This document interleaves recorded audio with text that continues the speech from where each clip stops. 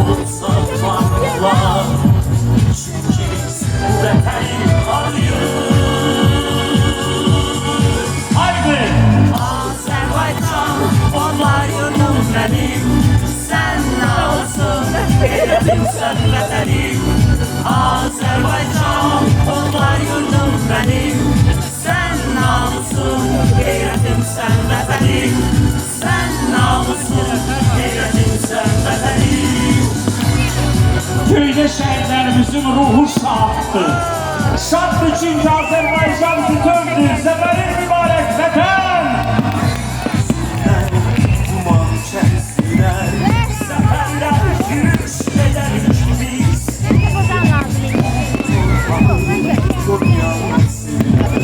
Zirvədə ocaq milletiz. Dövlət varsa vətən var. Vətən analır biz övladıyıq. Vətənə layiq olsan var. Çünki biz bu vətənin arıyıq. Azərbaycan, onlar yurdum mənim. Sən namusun, qeyrətimsən vətənim. Azərbaycan, onlar yurdum mənim. Sən namusun, qeyrətimsən vətənim. Sən namusun, qeyrətimsən vətənim. Azərbaycan, onlar yurdum mənim. Sən namusun, qeyrətimsən vətənim. Azərbaycan, onlar yurdum mənim. Sən namusun, qeyrətimsən vətənim. Sən namusun, qeyrətimsən vətənim. Teşekkür ederim.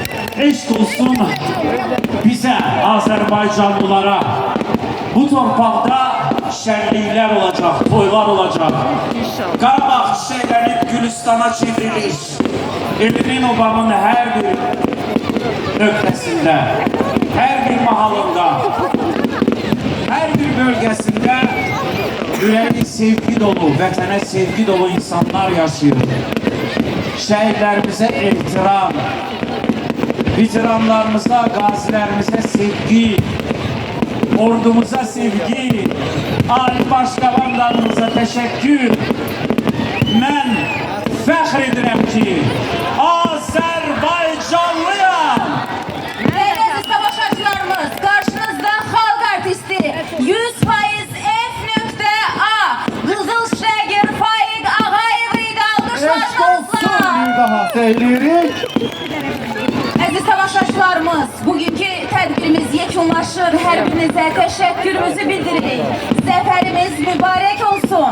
Sabah 9 noyabrda Göyçayda, bax bu gözəl məkanda, bu gözəl şəhərdə Nar Festivalı keçiriləcək. Hər birinizi məhz bax bu məkana gözləyirik. Aziz tamaşaçılarımız, hər birinizi sabah elə bu məkanda gözləyirik. Yaşasın Ali Başkomandan, yaşasın Azərbaycan. Var olsun rəşadətli Azərbaycan ordusu. Qarabağ Azərbaycandır.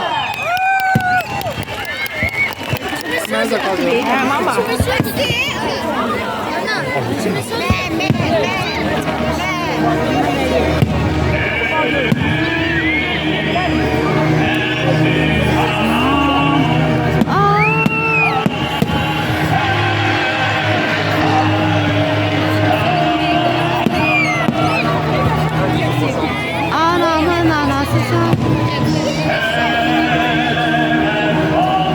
Gözəli çıxdı.